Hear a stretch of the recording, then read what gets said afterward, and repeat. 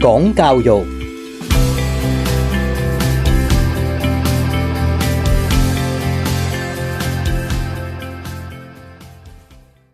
嗱，呢個嘅中學文憑考試對好多嘅學生嚟講咧，都係非常之重要嘅一個嘅考試嘅。咁自然咧，我哋想象到咧，學生嗰個壓力咧，都係非常之沉重嘅。我今日好高興能夠請到學友社嘅學生輔導顧問吳寶成校長同我哋傾下咧，喺呢一方面咧，其實嘅情況係點樣嘅？阿吳校長你好。係，你好。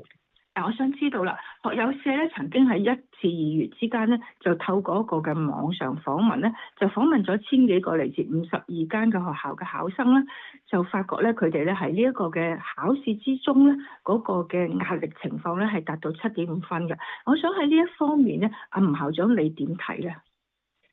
其實咧，學友社自2012年 DSE 開考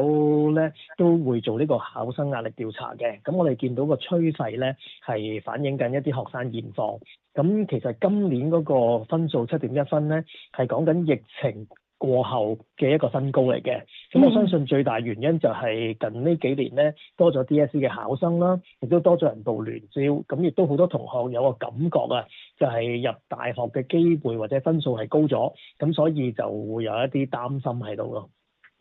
我想問下啦，其實成個嗰個壓力嘅情況咧，對一般嘅學生嚟講，會有啲乜嘢影響到佢哋咧？會唔會令到佢哋反而喺個表現方面咧有少少係失分啊，或者甚至咧冇能夠表現得咁好咧？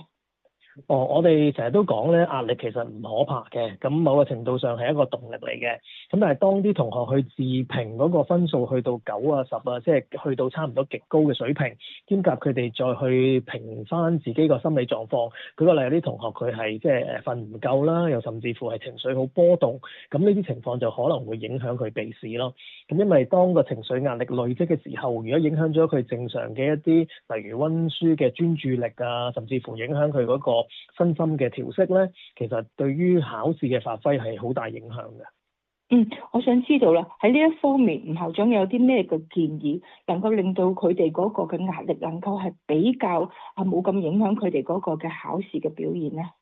我諗有幾個方向嘅。第一個咧就係我相信同學係需要適量嘅一啲抒壓嘅一啲方法。咁因為考試期間有啲同學咧諗住爭取每分每秒去溫習啊，咁完全唔俾自己休息啦，完全唔同人去分享啦，甚至乎平時例如睇下電視啊，可能係做下運動嘅一啲習慣咧，全部都取消嘅。咁我覺得唔係咁理想嘅，因為壓力嘅累積咧，其實會令到大家發揮得唔好噶嘛。咁所以第一就要留意嗰個作息嘅平衡，咁嗰個睡眠時間啦，亦都係嗰個食飯個時間咧，其實都仍然要保持翻一定嘅一個時數，咁最好就係一個規律啦。因為有啲同學佢例如今日就唔溫書，聽日就即係溫足全日，其實呢啲都唔係好理想嘅狀況嚟嘅。咁另一樣嘢我就希望同學可以咧同人去傾訴分享，因為好多時考試期間咧，同學會轉牛角尖啊。如果自己佢去處理呢個壓力咧，好多時會越諗越負面嘅，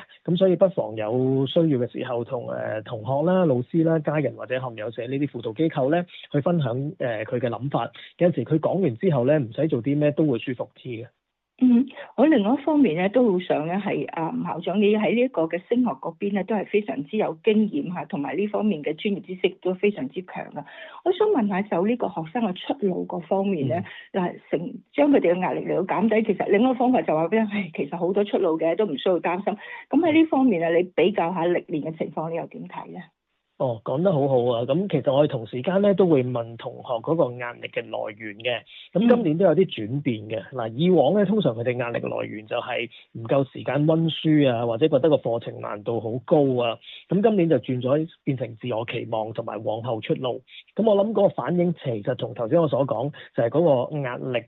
嚟自競爭劇烈嗰個原因有關。即係話啲同學以往咧就擔心溫唔切書攞唔到足夠嘅分數，但係而家佢哋有個感覺就係就算我攞到一個叫做目標嘅分數，佢哋都驚呢個分數咧唔可以入到心儀嘅一啲學科。咁我諗最大原因就係啲同學咧對於學科選擇咧都幾狹窄嘅，例如有一啲指定嘅大學啊、指定嘅學科啊、指定嘅專業啊，佢哋非入不可，亦都冇一啲叫 Plan B， 即係例如我哋未必直接入到一啲聯招嘅學士學位，其實透過副學位啊再上翻去都有機會㗎嘛。同埋除咗資助大學之外，其實一啲自資嘅學士學位啊、本地非本地嗰啲咧，其實都係可以好好嘅一啲方向，未來亦都可以好理想嘅。咁最重要就係同學要多選擇，自然就多出路，多出路就自然個壓力會減少咯。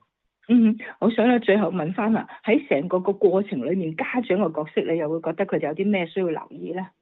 我諗家長係一個好重要嘅陪伴嘅一個角色嚟嘅，咁當然要睇下佢同個子女平時嘅關係啦。咁我諗最簡單就係提供一個叫做寧靜嘅空間俾同學去溫書。咁呢個寧靜空間除咗係好實質，真係安靜之外咧，某個程度上係心理嘅壓力都唔好俾太多，個學生都好重要嘅。咁所以喺嗰個關懷上邊可以俾到嘅，但係就唔好話太多啊，不停追問啊，甚至乎問嘅時候唔好淨係關心考成點啊、幾多分啊呢啲咁實質嘅問題，多啲關心個學生嘅情緒或者佢自己本身一啲即係情感嘅支援咯。